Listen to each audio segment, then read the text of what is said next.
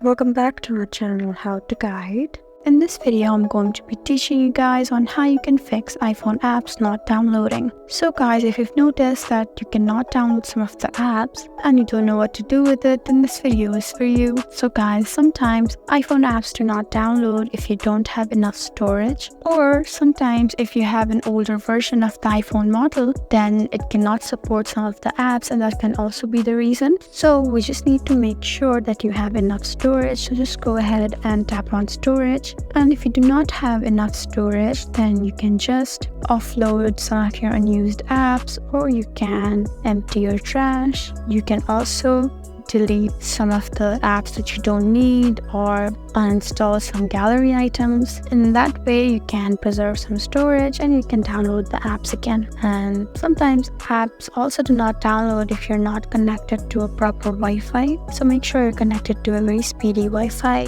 and try to download it again. So guys, that's how you fix iPhone apps not downloading. I hope this video was helpful for you.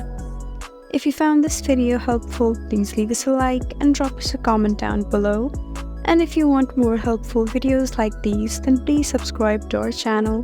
We'll see you again next time. Thank you for watching.